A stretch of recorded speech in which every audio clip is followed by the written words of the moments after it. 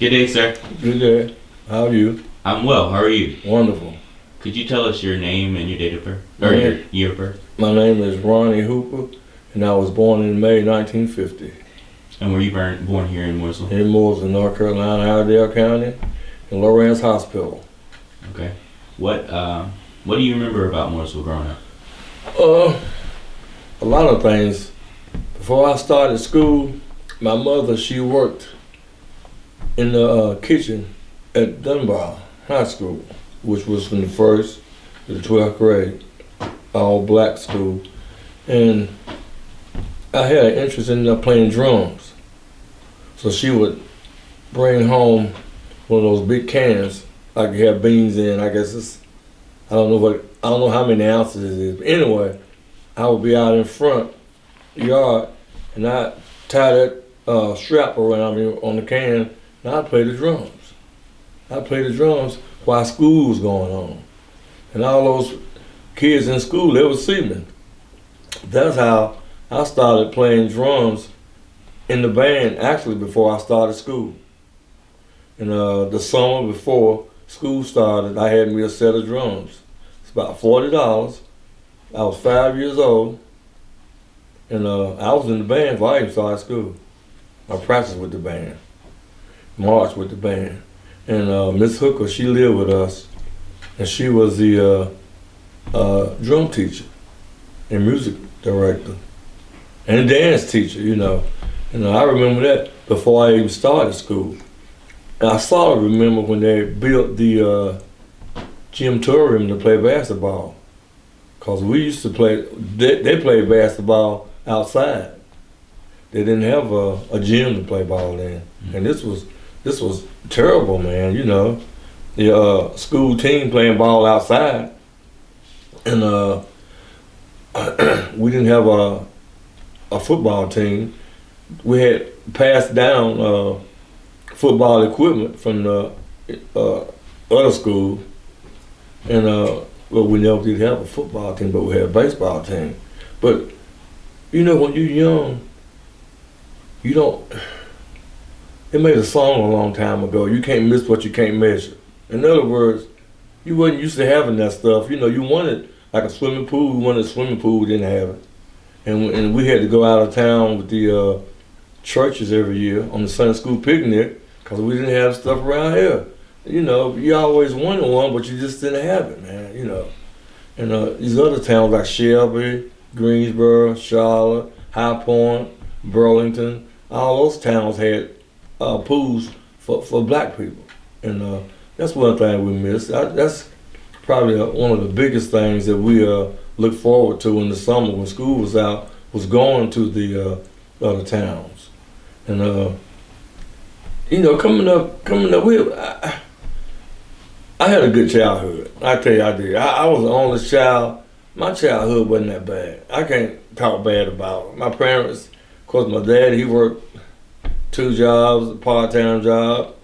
Mother worked at the school. And in the summertime, we had what we call a playground. Rather than having a rec center, we went over to Eastern Heights. You know what Eastern Heights is? Went over to Eastern Heights. There was a building about the size of this room, maybe a little bit wider, and we put all the equipment in. Baseball equipment, badminton equipment, softball, and volleyball, arts and crafts, and all that stuff was in that building. So, whenever it rained, guess what? We had to put everything in there and go home. That's what we did, you know, because we didn't have no shelter. I can just see that stuff now, how kids used to just run, man. They run in the thunder and lightning. They just had to run home. And my mama, she would go pick up a lot of kids and take them to the playground. It was a playground. So when they built the projects and they built that rec center, they put her over that rec center. That's why, and she was over that center. That's why they named it the Ronnie Hooper Center, because of what she did. But and we had, and before they built the center, me and her had to go over to the recreation. You know, it was predominantly white. To get to get maybe a baseball bat, maybe a glove, maybe the things that the skiers where you when you're on first, second, third base, she would get stuff like that, and we would be the only black people in there, just me and her, except for the cooks, and so really it wasn't. This good county used to being around all kind of people, It didn't bother me being around white, black, it didn't matter, because and we did that for a while, and in the church part, what Mama did, she was real big in the church, she was real big in that, and she'd go around and get donations from people that build the church, because I guess the tithes and the offering wasn't sufficient enough to support building the church. But and that's part of it. Was I supposed to talk about me mostly first and then go to her? You're doing great. Okay. We can take this as a break. Okay. No, you hit so many things so fast. Yeah, so good. fast. I mean, Back to the church. I know Kurt probably remember my wife. A lot of men was kind of slack in the church.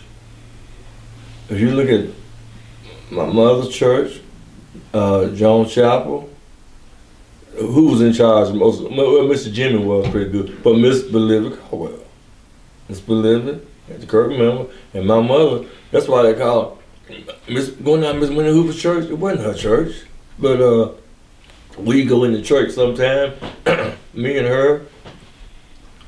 If you know how it feels going into a pit black dark church at night in the wintertime, and you gotta go in that big church, and I'm a little boy, you gotta cut the lights on and it's cold in there.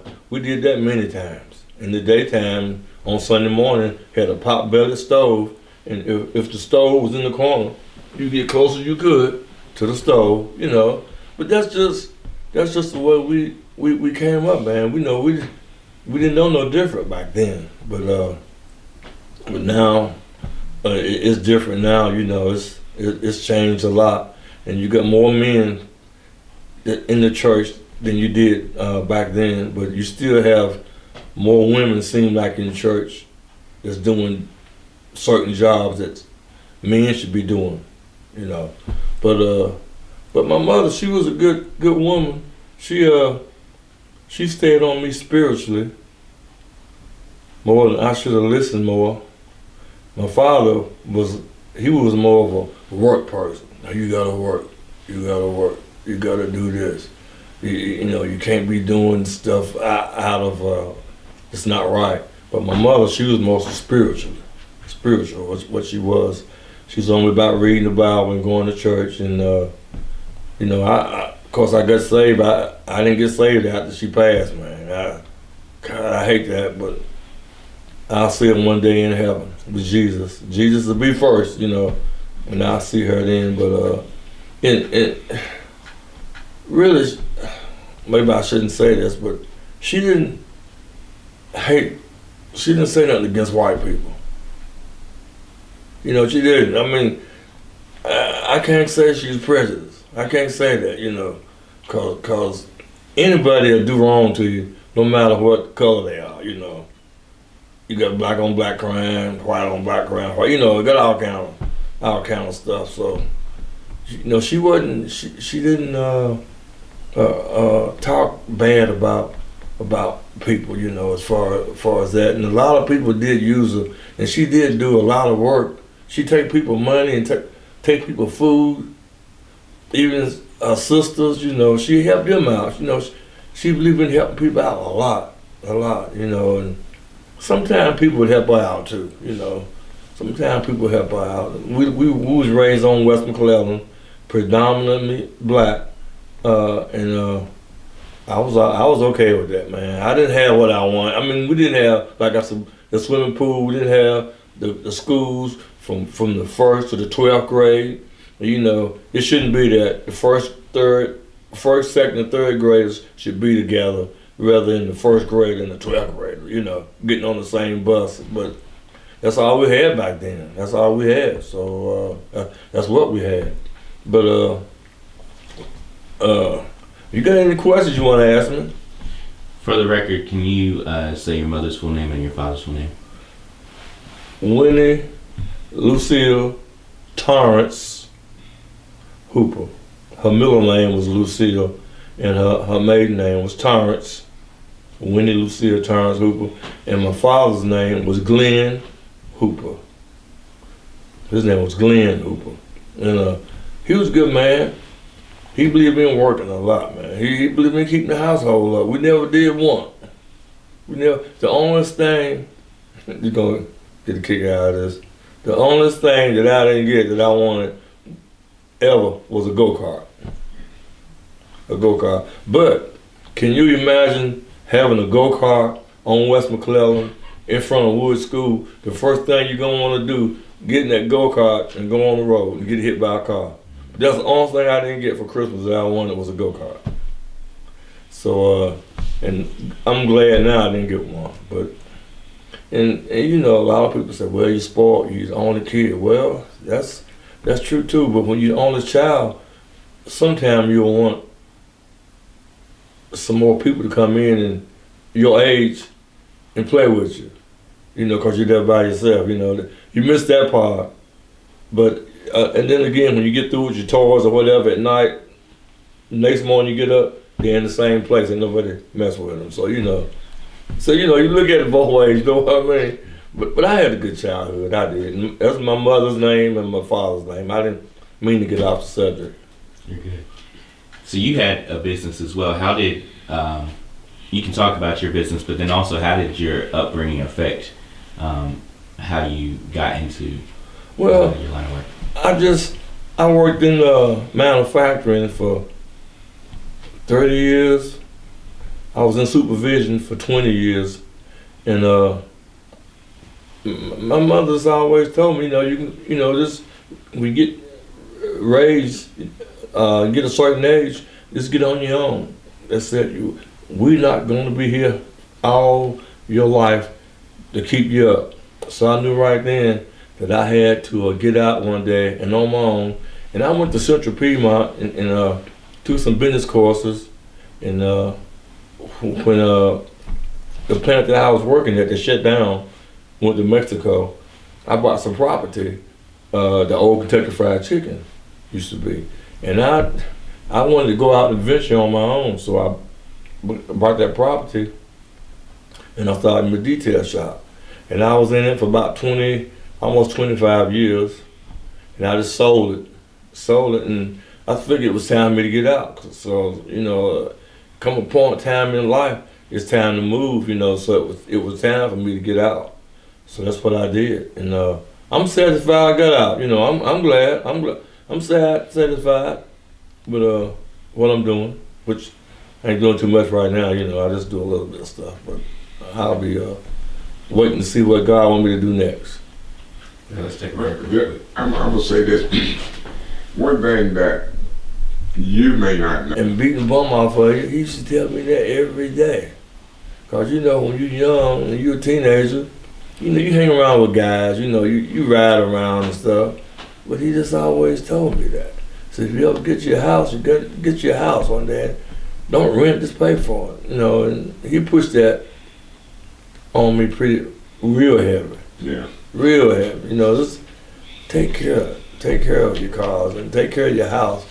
And Mama was on the spiritual side. So I had two sides coming to me at one time, which was good, but most time when you're young, man, you hate to take criticism when you're young. You don't realize how good criticism is until you get older. Yeah. Yeah. We was in school, we had this teacher, she said, which teacher was that? But we had a little weekly reading, and she would say comments or criticism.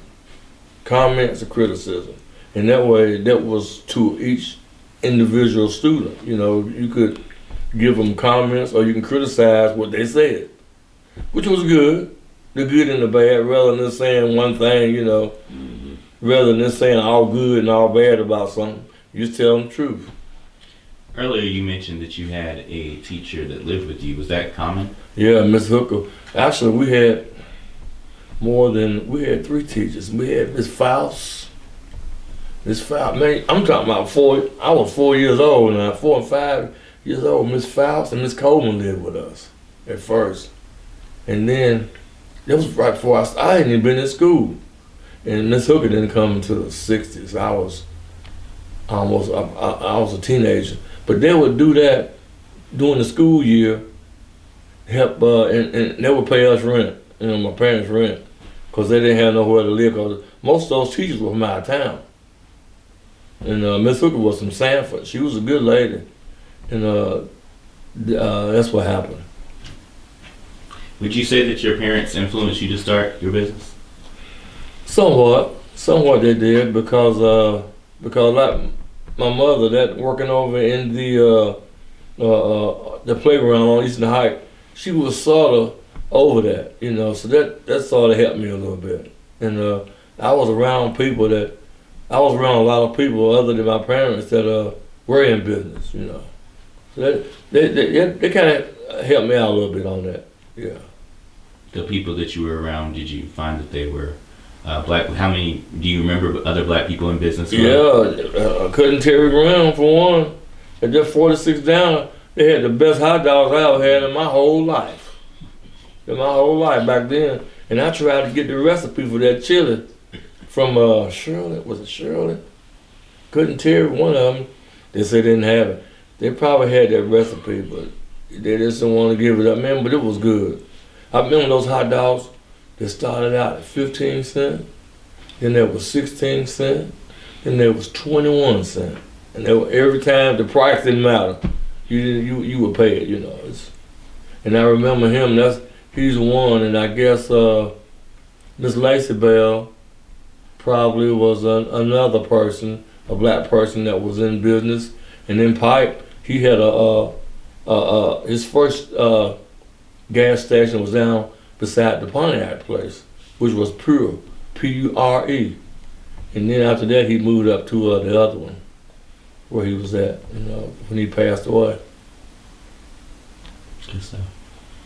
Okay. I want to ask you, what do you know about Joe Wise? Did you ever do anything? Oh yeah, Joe. I forget about Joe. Joe Wise, he was a main one. He was a main entrepreneur, man. He had it going on over there. He did a lot of business. Zenith TVs was his specialty. And I can't say nothing bad about Joe, it's just all good. He was a good entrepreneur. I forgot about him though, but he would come out. You could go to his house and buy in his basement, and then after he closed, he'd go out and service all over this area. Cause I was on second shift, and I'd be on break, and he'd come by in that van, he'd blow at me, going down toward Davidson. So yeah, with Joe, he was another strong black entrepreneur, he was. In the documentary, had nobody really talked about June Furnace. So yeah. See, there's more than you can think of. Yeah, June, he was another one. June Furnace, Leon Furnace, his grandson is Chad, down at the barber shop, his friendly barber shop. But June, he was a good man. It was, and there's probably some more. I just can't think of all of them. What did June do? He was a barber. Oh, okay. He was a barber, good barber. He was in business probably, 30 years before he passed? Because first he started out at his house. Yeah.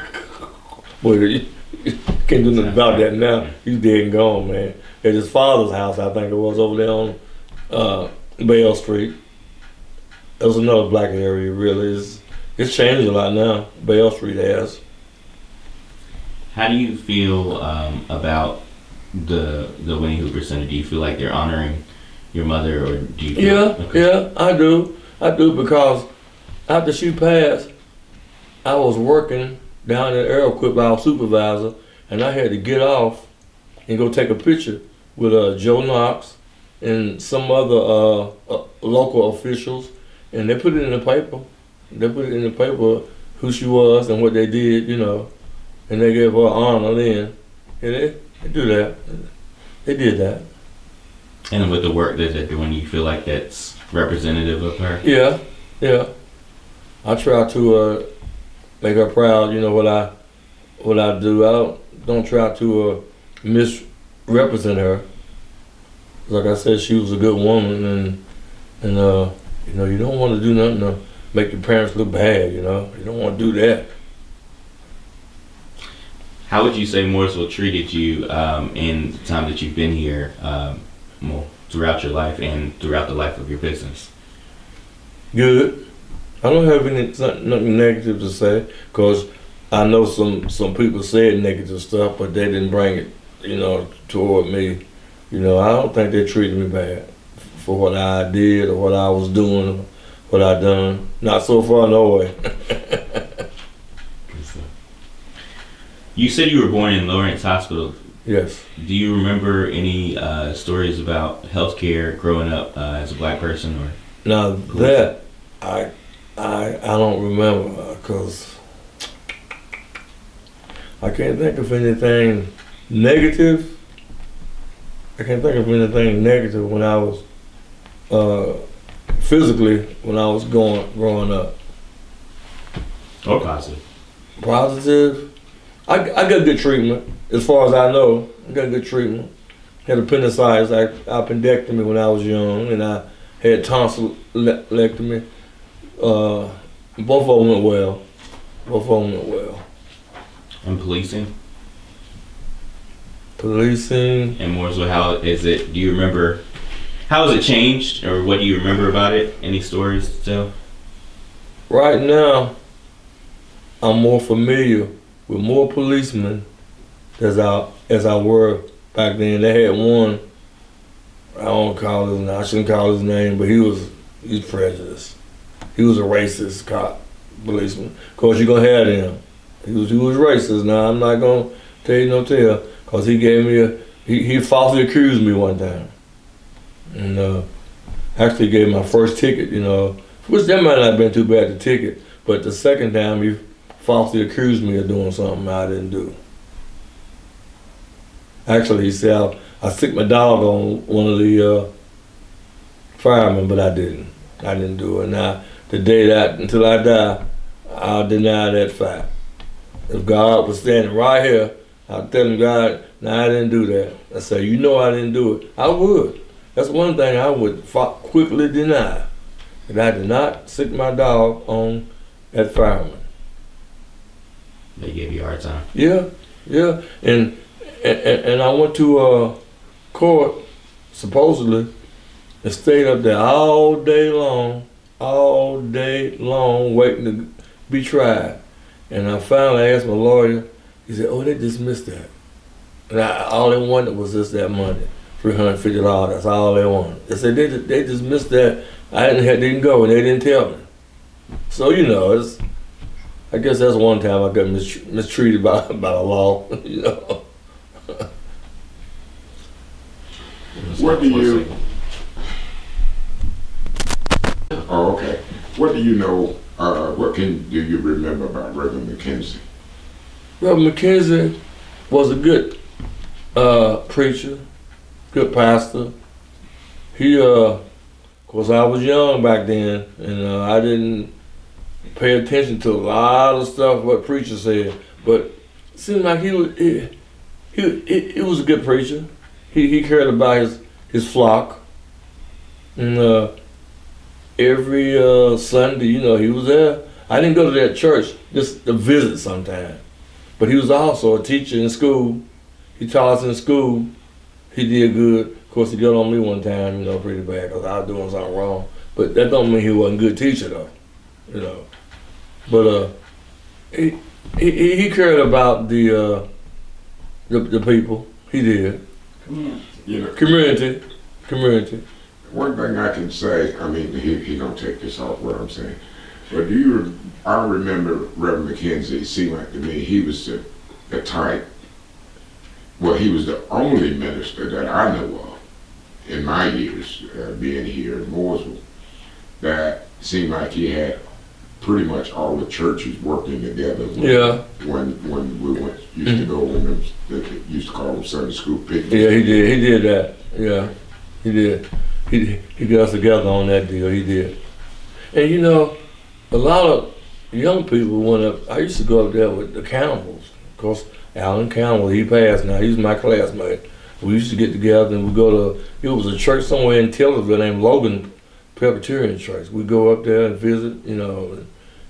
He did do that, tried to keep the community together, other churches. He did. He was known for that. He was known for that. You mentioned the Sunday school picnic.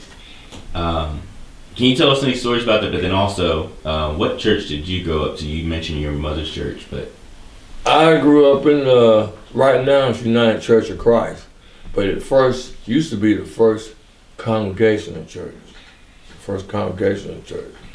and it was good. I don't know if you remember Wayne Torrance, Presley Torrance. They were part of the Torrance family, and we used to hang together and sing together. And that was the church that I told you about, where we went to and had to go in the church, and it'd be freezing cold, and then we had to start it up and cut the lights on in the church. Man, you're a little boy, 7, 8, 9, 10, 11. You don't want to go into a pitch black dark church, you know. You and your mama, man. We did that many times, and on Sunday morning too. But as far as the church, the preachers would come and they'd preach, they'd jump up and down and turn around and stuff, and you know, holler and stuff. But it was good. It was good though. It was good. Ronnie, if I can remember, I'm trying to remember, did Miss Winnie had a lot involvement with that first congregational church? Did she not build that church or had the first church, it was built before I was born probably. But the one that's up there now, the United Church of Christ, the church up there, yeah, she was in charge of that. And Mr. Francis Johnson, I don't know if you remember him or not, and Uncle J.C. Powell of Troutman, they'd come down the house a lot wanting Mama to give them money to help build a church. That's why she had to go out, she'd be uptown for some of the merchants, and she would ask them for donations, just donations. And I've seen a lot of those merchants, most of them was, all of them probably was white, donations, and she'd take it back and get some products, get some supplies, get in men, get supplies to build that church. And Mr. Francis and Uncle J.C., I remember seeing them down there building that church. It might be just one person up there building, hammering, putting bricks up. I remember seeing that. I guess I was 11 or 12 or somewhere along there, maybe 13. And they was, and she was sort of in charge of that. And I guess that's one of the main reasons they used to call it Miss Ronnie Hooper's church, but it wasn't her church, man, it was God's church. You know, they used to say that though, man. And Miss Bolivia Caldwell, they say the same thing about her. So I have a question for you. Do you think the work that your mom did helped build the relationship with more African Americans in the town of Mooresville? Definitely. Yeah, I do. I do, because a lot of, like I said, a lot of the white merchants and the black people, mother used to help, you know, work with those people a lot. She went to the white man, and don't get me wrong because I'm saying this, but you know, they the one that had the money. You know, the merchants, they had the money, and the black people, they wanted to get their needs met. You know, their needs met, and they would come to church. The black people would come to church. Of course, the church was not integrated then. You know, just like now, some churches still not. You know, but yeah, it helped. It helped both races. Well, ain't one race, but both colors. What do you feel? I know a lot has been done in reference to your mother and maybe to you as well. What do you feel that the town of Mooresville needs to remember about your mom that maybe hasn't been lifted? The ones that knew her knew what should be remembered, that she was a godly woman. First thing, she was a godly woman and she cared about people. That's the main two things. She was a godly woman and she cared about people and she believed in helping people. Those are the main things. And what would you like to be remembered about you? Hopefully that people know that I'm a man of God. I'm a man of God, and even up here, people don't know, but I pray for my neighbors every day. Every day I pray for them. I pray for Mooresville. I want people to know that I pray for believers and non-believers. You know, I just pray for everybody. You know, I'm a praying person, and I'm a godly man. And Okay. then not only the Thurman folk, well, we all had something to say about it, but because we are saying that the Ronnie Hooper Center needs to be expanded. Because there's so much history there at Dunbar. And see, we found out that that ball field that was donated to the school from my grandmother, Miss Annie Mae, and Mr. Waterhill. Sandy man. And they donated that ball field to the school. But then, over the years, the town of Mooresville, they just took it over. Oh, okay. I didn't know And that. see, and what we were saying that ball. What's the biggest differences that you see in Mooresville now from when you grew up? When I grew up, there was no mixing, or should I say, between white and the black like it is now. But see, now it's common. You see you see interracial couples, you know. You might see grandparents and they got a grandchild and it's mixed race, as they say, you know. That's one thing. And I guess that's probably one of the biggest issues that I see. And I guess that's the biggest issue that I can think of. And that's good. Because we all need to come together. We all need to come together. There's no better set of people and a worse set of people. All of us are supposed to be God's people anyway. And that's the main thing. Do you think the town of Mooresville helped facilitate that type of inclusion? Yeah. I think so. As a whole, I do think so.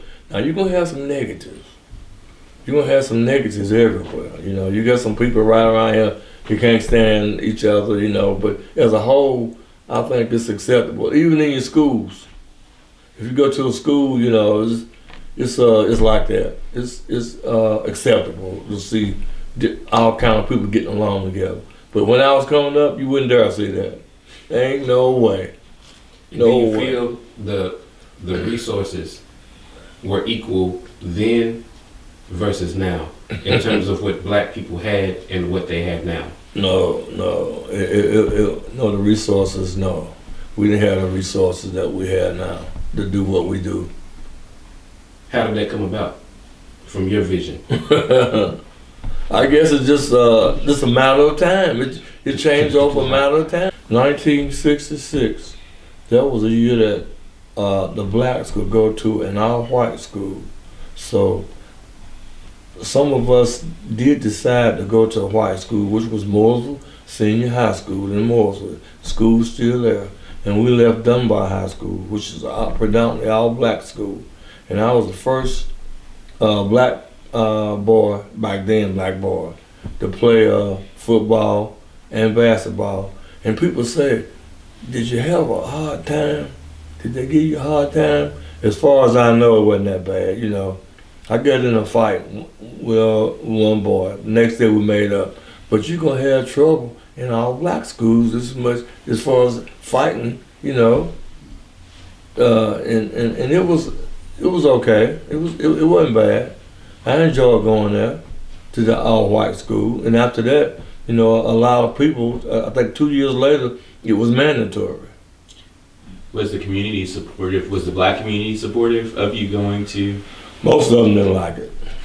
I tell you the truth, most black people didn't like cause I went there, but they didn't say nothing to my face about it. And some of the white kids, they put me on the student council. I said, wow, man, on the student council first year, I didn't do that much, but they put me on the student council. But you know, it's a pretty good experience. I could have did better. From what I liked, LACK, for what I liked, it was my fault.